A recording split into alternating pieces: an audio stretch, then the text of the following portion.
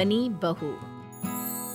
पूरे 28 साल का हो चुका था ऋषभ, लेकिन शादी करने को तैयार ही नहीं था।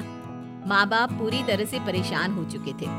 जब भी किसी लड़की का रिश्ता ऋषभ के लिए लेकर आते तो वो शादी करने से साफ मना कर देता, चाहे लड़की कितनी भी सुंदर, कितनी भी अच्छी क्यों ना हो। ऋषभ के माँ बाप को इसकी वजह समझ में नहीं आ रही थी। अरे ऋषभ बेटा, अच्छी खासी नौकरी लग गई है, दिखता भी इतना अच्छा है, आखिर बात क्या है, तुझे शादी क्यों नहीं करनी? देख, तू हमारा इकलौता बेटा है, अगर तू शादी नहीं करेगा तो कैसे काम चलेगा? लेकिन मैं शादी करना ही नहीं चाहता, मुझे कोई लड़की पसंद नहीं आती। अरे बेटा, अगर कोई लड़की तुझे पसंद हो तो उससे शादी कर ले, हमें कोई ऐतराज नहीं है। हाँ ऋषभ बेटा, अब देख, तेरी माँ से भी काम नहीं होता। घर में एक बहू आ जाएगी तो कम से कम घर का माहौल भी अच्छा होगा और तेरी माँ को मदद भी मिल जाएगी। लेकिन मम्मी पापा कहा ना, मुझे लड़कियां पसंद ही नहीं आती। अरे लड़कियां पसंद नहीं आती तो क्या लड़का पसंद आता है? वो तो वक्त आने पर ही पता चलेगा। ऋषभ की बात सुनकर उसकी माँ और पापा का सर चकरा जाता है। कुछ दिनों के लिए ऋषभ अपने ऑफिस के काम से शहर से बाहर जाता है और जब लौट कर आता है तो सामने का नजारा देखकर उसके माँ पापा बेहोश होते होते रह जाते हैं। अरे ये क्या, ये तुम्हारे साथ कौन है? माँ, ये दीपक है, मेरी पत्नी। हम दोनों ने शादी कर ली है। दीपक तुम्हारी पत्नी कैसे हो सकता है? अरे दीपिका होती तो बात समझ में भी आती, ये तो लड़का है।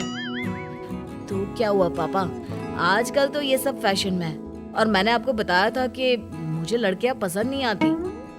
अरे तो इसका मतलब ये थोड़ी है कि तुम दीपक को दीपिका बनाकर ले आओगे। मुझे बहू चाहिए, बहू के रूप में, ये आदमी नहीं।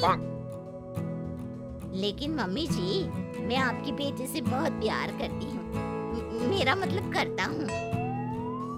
अरे इसको तो करता हूँ करती हूँ का अंतर भी नहीं पता। लेकर जाए इसे वापस। अगर आपने इसे घर से बाहर निकाला पापा तो मैं भी इसी के साथ चला जाऊंगा। मैं ऋषभ के बिना जी नहीं सकती, मेरा मतलब जी नहीं सकता। हमारा जिंदगी भर का साथ है, प्लीज हमें अलग मत कीजिए मम्मी जी, पापा जी। हे भगवान, ये तूने क्या दिन दिखाया? मेरे बेटे को थोड़ी अकल दे दे, लड़के को बहू बनाकर घर में ले आया है। अब क्या होगा, हम दुनिया को क्या मुंह दिखाएंगे? आप बेकार में परेशान हो रही हो। दीपक आपके सारे काम करेगी और एक अच्छी बहू की तरह आपके साथ रहेगी। देखना, पहले तो खुद तो क्लियर कर ले कि ये कुछ करेगा या करेगी, बाद में हम सोचते हैं कि हम क्या करें। बहू के आने के बाद क्या करते हैं, मुंह दिखाई की रस्म, तो आप भी वही कर लीजिए। आप चाहे तो मैं पूरे मोहल्ले में न्योता दे आती हूँ। अरे रहने दे, तेरी वजह से बेइज्जती और ज्यादा होगी।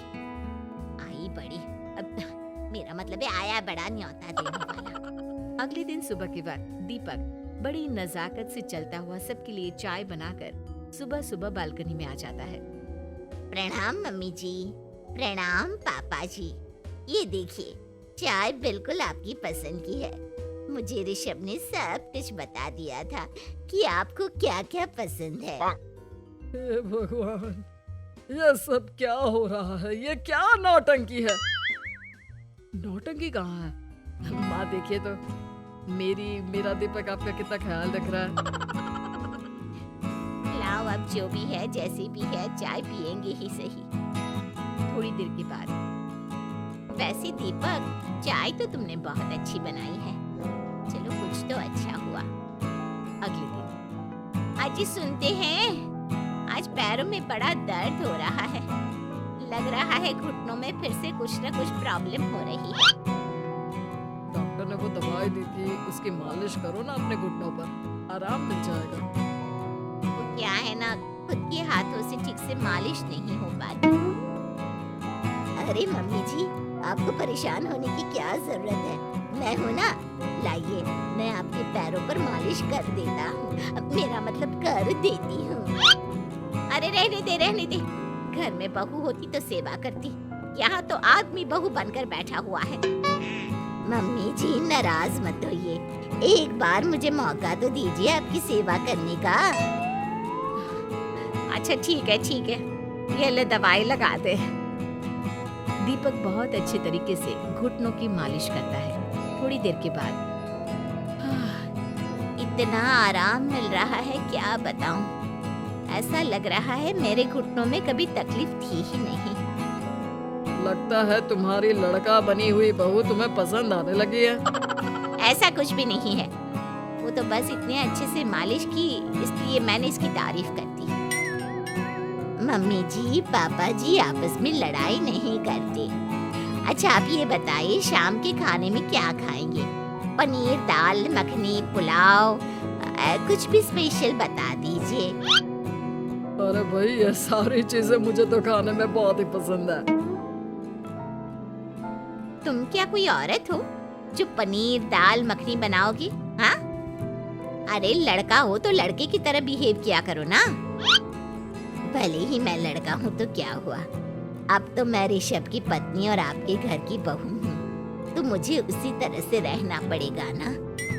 अच्छा ठीक है, जो तुम्हें पसंद है बना लो। आदमी रसोई में खाना बनाते हुए कैसे लगते हैं, जरा मैं भी तो देखूं। शाम को दीपक सबके लिए अच्छा सा खाना बनाकर डाइनिंग टेबल पर लगा देता है।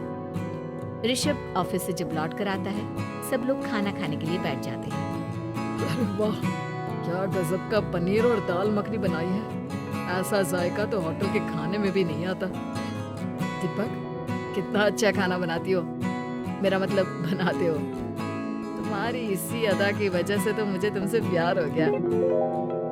अरे बहुत हो गया, आदमी होकर आदमी से प्यार करते हो। अरे लेकिन कुछ भी कहो, जरा खाना खा कर तो देखो ऋषभ की माँ, मजा आ जाएगा। हाँ वैसे बात तो आपकी सही है, खाना तो वाकई में लाजवाब है। इतना स्वादिष्ट पनीर तो मैंने अपनी जिंदगी में नहीं खाया। कितना अच्छा होता अगर ये दीपक दीपिका होती। और फिर अगली सुबह कुछ ऐसा होता है जिसे देखकर ऋषभ के माँ और पापा ना केवल खुश होते हैं बल्कि हैरानी से उनकी आंखें फटी की फटी रह जाती हैं। उन्होंने जो नजारा अपनी आंखों के सामने देखा उसे देखकर उन्हें अपने आप पर भरोसा नहीं हुआ। सुबह का वक्त था, सब लोग बालकनी में बैठकर सुबह की चाय का इंतजार कर रहे थे।